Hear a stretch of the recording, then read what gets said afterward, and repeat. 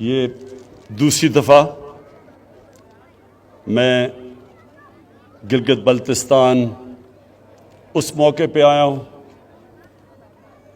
جو ایک خوشی کا موقع ہے کہ جدھر 73 سال پہلے یہاں کے گلگت اسکاؤٹس نے اپنی جان کی قربانی دے کے گلگت بلتستان کو آزاد کروایا.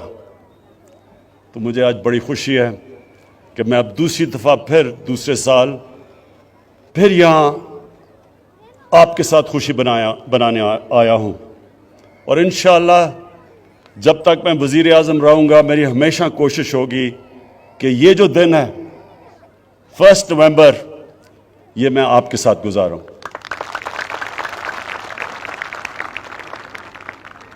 میں گلگت 15 سال کی عمر پہ پہلی دفعہ آیا. تب یہ کاراکورم ہائی وے بن رہا تھا. میں اپنے اسکول کی ٹریکنگ ٹیم کے ساتھ آیا اور وہ جو 15 سال سے مجھے ٹریکنگ کا شوق ہوا وہ آج تک ہے. اور وہ اس لیے کہ اس سارے علاقے میں جو ٹریکنگ ہے وہ دنیا میں کہیں نہیں. یہ وہ اللہ نے اس علاقے میں وہ خوبصورتی دی ہے اور اس طرح کے جو پہاڑ ہیں اور ان پہاڑوں کے اندر جو علاقے ہیں وہ کہیں دنیا میں نہیں ہیں. تو میں صرف ایک میرا پرائم منسٹر بننے کا ایک نقصان یہ ہوا کہ میں اب ٹریکنگ نہیں کر سکتا, لیکن جب بھی موقع ملا تو انشاءاللہ یہاں پھر سے آؤں گا ٹریکنگ کرنے کے لیے. خواتین و حضرات, آج ایک تو خراج تحسین پیش کرنا تھا گلگت اسکاؤٹس کو اور ان شہداء کو جنہوں نے قربانیاں دے کے اس علاقے کو آزاد کروایا. دوسرا, میں نے آج گلگت بلتستان کے لوگوں کو دوسری بھی مبارک دینی تھی, اور وہ یہ کہ جو ہم نے فیصلہ کیا ہے کہ گلگت بلتستان کو پروونشل سٹیٹس دینا ہے, جو ان کی ڈیمانڈ تھی بڑی دیر کی, اور یہ یو این سیکورٹی کاؤنسلز کی ریزولوشن کے بیچ میں رکھتے ہوئے ہم نے فیصلہ کیا ہے. وہ سیکورٹی کاؤنسل کی جو ریزولوشنز ہیں اس کے بیچ میں ہم نے فیصلہ کیا ہے, لیکن مجھے پتہ ہے کہ یہاں کے نوجوانوں کی بہت دیر کی ڈیمانڈ تھی, تو میں آج اس کی بھی مبارک دیتا ہوں. اب جہاں تک پیکج کی بات کی اور ڈیولپمنٹ کی, وہ میں آج بات اس لیے نہیں کر سکتا کیونکہ الیکشنز کے دن ہے, لیکن میں صرف یہ کہتا ہوں کہ ہماری گورنمنٹ کی پالیسی, خاص طور پہ ہماری گورنمنٹ کی پالیسی یہ ہے کہ اپنے کمزور طبقے کو اٹھایا جائے, جو ہمارے غریب ہیں, جو پیچھے رہ گئے ہیں, جو 25% پاکستانی غربت کی لکیر سے نیچے ہیں. سب سے بڑی پرائرٹی ہے کہ ان کو ہم کیسے اوپر لے کے آئیں, اور دوسری جو پاکستان کے علاقے پیچھے رہ گئے, جس طرح گلگت بلتستان پیچھے رہ گیا ہے, اور اس کی بہت بڑی وجہ یہ تھی کہ یہ کٹ آف تھا. جب تک کہ کاراکورم ہائی وے نہیں بنا ادھر شاید ہی کوئی آتا تھا اور ڈیولپمنٹ کی چانس نہیں تھی, تو اس لیے یہ پیچھے رہ گیا. لیکن ہمارا قبائلی علاقہ بھی پیچھے رہ گیا ہے, بلوچستان بھی پیچھے رہ گیا ہے, سارے جو مغربی ڈسٹرکٹس ہیں پنجاب کے اندرون سندھ وہ پیچھے رہ گئے ہیں. تو ہماری پوری کوشش ہے کہ سارے علاقے ان کو اٹھایا جائے, اور جو پھر سے میں نے کہا جو ہمارا کمزور طبقہ, جو غریب لوگ, جو اس وقت 2 وقت کی روٹی صحیح طرح نہیں کھا سکتے, ان کو اوپر اٹھایا جائے. تو انشاءاللہ آنے والے دنوں میں آپ دیکھتے رہیں گے کہ ہم جس طرف جا رہے ہیں, ہماری جو سارا ڈیولپمنٹ کا پروگرام ہے وہ جائے گا ہی اس طرف, ان علاقوں میں جو پیچھے رہ گئے. میں کیونکہ آج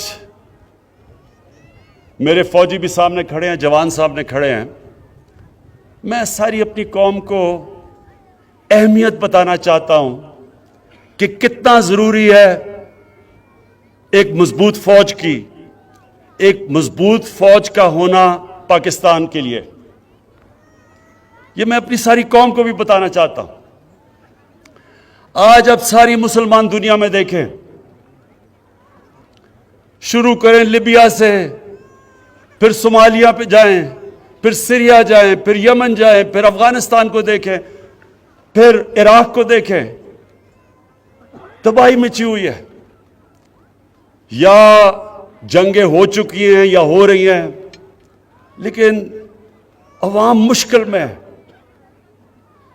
مشکلوں کا سامنا کر رہے ہیں لوگ۔ اور اس کے بعد یہ دیکھیں کہ ہمارے ملک کا جو اس وقت ہمسایہ ہے، ہندوستان میں آج وہ حکومت آئی ہے جو پچھلے 73 سال میں سب سے زیادہ انتہا پسند، مسلمانوں سے اور پاکستان سے نفرت کرنے والی، جو وہ ہندوستان میں مسلمانوں سے کر رہے ہیں، جو دو انہوں نے قانون بنائے، سٹیزن شپ لا اور ایک اور رجسٹریشن لا، یہ ہیں ہی مسلمانوں کی طرف کہ ان کو ایک برابر کا شہری ہندوستان میں نہ سمجھا جائے۔ اور جو انہوں نے کشمیر میں کیا 5 اگست 2019 کو، کسی ہندوستان کی حکومت نے وہ نہیں کیا کشمیر کے لوگوں سے جو اس انتہا پسند، ریسسٹ، ٹوٹیلیٹیرین، جو ریشل سپریمیسی میں بلیو کرتی ہے، باقی انسانوں کو برابر نہیں سمجھتی، ہندوتا کا جو نعرہ لے کے آئی ہے۔ انہوں نے جو کشمیریوں پر ظلم کیا، کبھی اس طرح کا ظلم پہلے نہیں ہوا۔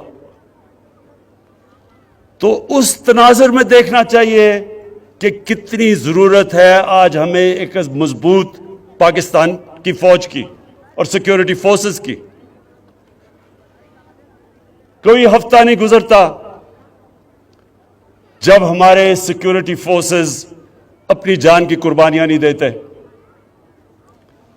پرانے قبائلی علاقہ جو مرج ڈسٹرکٹس ہیں، اب ادھر سے لے کے اب بلوچستان، کراچی میں بھی کبھی کبھی ایک پورا پلان سے پاکستان کے خلاف دہشت گردی کی جا رہی ہے۔ اور کون ان کے سامنے کھڑا ہے؟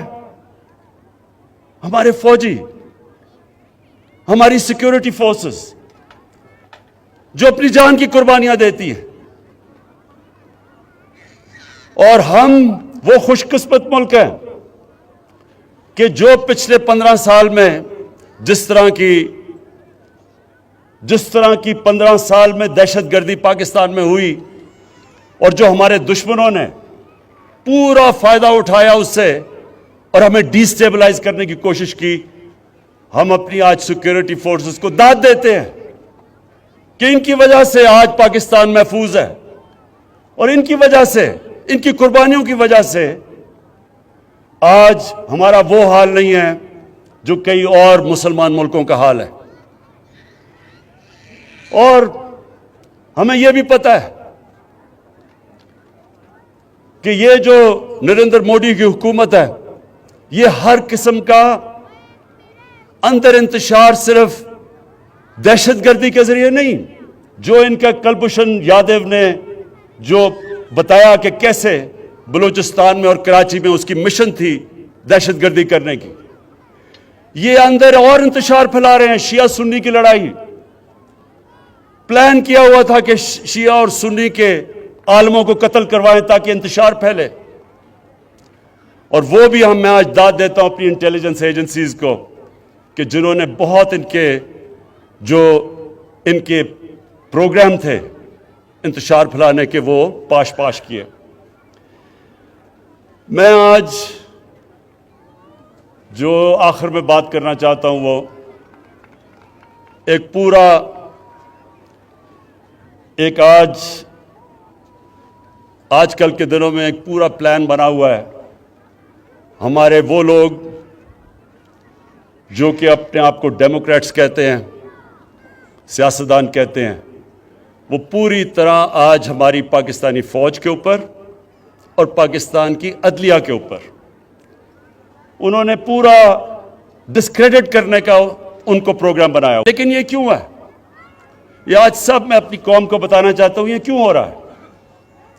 میرا جو پہلا جب میں وزیر اعظم بنا تو جو میرا پہلا خطاب تھا, اگر آپ وہ دیکھیں تو اس میں نے دو خاص طور پہ چیزیں کہی. میں نے یہ کہا کہ جن لوگوں نے 30 سال سے اس ملک کو لوٹا, 30 سال سے اس ملک کا پیسہ چوری کر کر کے باہر لے کے گئے ہیں, یہ سب اکٹھے ہو جائیں گے. یہ اکٹھے میرے خلاف اس لیے ہوں گے کہ ان کو پتا ہے کہ میرے تو 24 سال کی کیمپین ہی یہ تھی کہ اس ملک میں کرپشن کا سامنا کریں. جب تک کرپشن ہے ملک آگے نہیں بڑھ سکتا. اور میں نے کہا یہ سب اکٹھے ہوں گے. اور میں نے دوسری بات کہی کہ جس چیز میں پاکستان کا فائدہ ہے اس چیز میں ان کا نقصان ہے, اور جس چیز میں ان کا فائدہ ہے وہ پاکستان کو نقصان ہے. یہ چاہتے ہیں کہ ان کی ساری کرپشن جو انہوں نے اس ملک کا پیسہ لوٹ کے باہر لے کے گئے ہیں, یہ چاہتے ہیں کہ کسی نہ کسی طرح مجھے بلیک میل کریں اور میں ان کو NRO دے دوں, یعنی کہ ان کو معاف کر دوں جو انہوں نے اس ملک کا پیسہ چرایا. پاکستان کا فائدہ ایک چیز میں ہے کہ یہاں قانون کی بالادستی قائم ہو, طاقتور اور کمزور کے لیے قانون بنے. یہ نہیں کہ صرف بیچارے وہ لوگ جو مجبوری میں چوری کرتے ہیں وہ جیلوں میں جائیں اور بڑے بڑے ڈاکو ان کو NRO مل جائے اور وہ دندراتے پھریں اور وہ بار بار آ کے پھر ملک کو لوٹیں. قانون کی بالادستی کا مطلب کہ طاقتور اور کمزور کے لیے ایک قانون. اگر طاقتور چوری کرتا ہے تو اسی طرح احتساب ہو جو عام آدمی کا ہوتا ہے. تو یہ میں نے کہا کہ ان کا جو انٹرسٹ ہے وہ پاکستان کے انٹرسٹ کے خلاف ہے, اور یہ آج ثابت ہو رہا ہے. سب اکٹھے بھی ہو گئے ہیں اور پوری طرح بلیک میل. پہلے انہوں نے مجھے بلیک میل کرنے کی کوشش کی معاشیت پہ, الیکشن جی غلط ہو گیا, ہم نے کہا کھول دو الیکشن, ادھر سے بھی بھاگ گئے. معاشیت اللہ کا شکر ہے کہ ایک وہ ملک کے چھوڑ کے گئے تھے جس کا دیوالیہ نکلا ہوا تھا, اللہ کا کرم ہے کہ وہ بھی صحیح طرف لگ گیا ہے. اس کے بعد کرونا کے اوپر انہوں نے کوشش کی. آج دنیا اکنالج کرتی ہے کہ جس طرح پاکستان کرونا سے نکلا ہے شاید ہی کوئی اور ملک نکلا ہو. پھر فیٹف کے اوپر جو ہندوستان پوری کوشش کر رہا تھا کہ پاکستان کو فیٹف میں بلیک لسٹ کروائیں, اس پہ بلیک میل کرنے کی کوشش کی, اس میں بھی میں بلیک میل نہیں ہوا. تو اب انہوں نے پاکستانی فوج کی طرف, پاکستان کے آرمی چیف, ISI کے چیف کے اوپر اب انہوں نے بندوقیں تانی ہوئی ہیں. پہلے تو میں آج اللہ کا خاص شکر ادا کرتا ہوں کہ اگر یہ ISI کے چیف کو اور آرمی چیف کے خلاف بات کر رہے ہیں, اس کا مطلب میں نے بالکل ٹھیک ان کو منتخب کیا. یہ میری سلیکشن بالکل ٹھیک تھی, کیونکہ اگر یہ ڈاکو ان کے خلاف بول رہے ہیں اس کا مطلب وہ ٹھیک لوگ ہیں. دوسری, میں آپ سب کے لیے, اپنی قوم کے لیے ایک چیز کہنا چاہتا ہوں کہ آپ اگر اسلام کی تاریخ پڑھیں, بر صغیر میں مسلمانوں کی تاریخ پڑھیں, تو مسلمان بہت کم, جب مقابلہ ہوتا تھا دشمن کا اور مسلمانوں کا, ڈٹ کے مقابلہ کرتا تھا مسلمان. لیکن نقصان مسلمانوں کو تب سب سے زیادہ پہنچایا مسلمانوں کے میر جعفر اور میر صادق نے. یہ وہ غدار تھے جو اندر سے سازش کر کے مسلمانوں کو انہوں نے, ان قوموں کو غلام بنا دیا صرف ذاتی فائدوں کے لیے. قرآن شریف میں منافق کا درجہ کافر سے نیچے رکھا ہوا ہے, کیونکہ وہ آپ کا بننے کی کوشش کرتا ہے. وہ اندر سے جڑیں کاٹ دیتا ہے. جنگ خندق میں جب نبی صلی اللہ علیہ وسلم مکہ کے کفار کا مقابلہ کر رہے تھے تو اتنا ہی بڑا جتنا کفار کی فوج تھی اندر منافقین سے خطرہ تھا، اور اس لیے اللہ نے کہا تھا کہ ان کا درجہ کافر سے نیچے ہے، یہ زیادہ نقصان پہنچاتے ہیں. اور آج ہم پاکستان کے میر جعفر، میر صادق اور میر ریاض صادقوں کو دیکھ رہے ہیں. یہ وہ لوگ ہیں جو آج نریندر مودی کی زبان بول رہے ہیں. دنیا نے کہا کہ جس طرح پاکستان نے پلوامہ کے بعد اپنے آپ کو کنڈکٹ کیا، مجھے سارے دنیا کے ہیڈز آف سٹیٹ کے مبارکی کے میسیجز آئے، اور یہ آج کہہ رہا ہے کہ جناب پاکستان نے ڈر کے کیا، جو کہ نریندر مودی نے ساری الیکشن کیمپین کی تھی اس پہ. اور سارا مقصد ان کا مقصد ہے کیا؟ سارا مقصد ایک ہے کہ کسی نہ کسی طرح عمران خان بلیک میل ہو کے ان کی اربوں روپے کی لوٹی ہوئی دولت جو باہر لے کے گئے ہیں وہ کسی طرح اس کے لیے NRO دے دے، معاف کر دے. میں آج اپنی ساری قوم کو کہنا چاہتا ہوں کہ عمران خان کبھی ان ڈاکوؤں کو معاف نہیں کرے گا، بلکہ جس طرح انہوں نے ہماری عدلیہ کو اٹیک کیا، عدلیہ کے اندر بھی کوشش کریں کہ ایک جج کو اوپر چڑھا دیں. جب ان کو معاف کیا گیا حدیبہ پیپر مل میں سپریم کورٹ نے، تو تب وہ عدلیہ ٹھیک تھی. لیکن جب ان کے خلاف 5 ممبر بینچ کا فیصلہ آتا ہے جو آج باہر بھاگا ہوا ہے، اس کے اوپر منی لانڈرنگ کا فیصلہ آتا ہے، تو تب عدلیہ بری ہے. اسی طرح جو فوج کے اوپر پریشر ڈالا ہوا ہے، یہ صرف اور صرف کوشش ہے کہ کسی طرح ہم اتنے پریشر میں آئیں کہ ہم ان کو معاف کر دیں.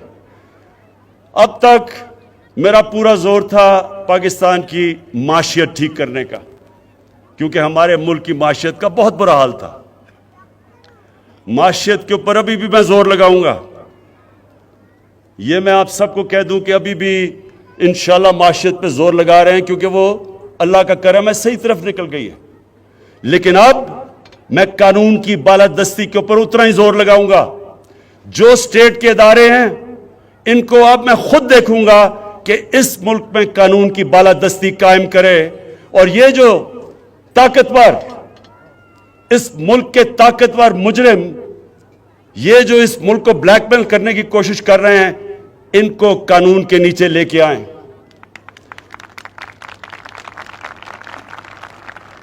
اور انشاءاللہ آنے والے دنوں میں آپ دیکھیں گے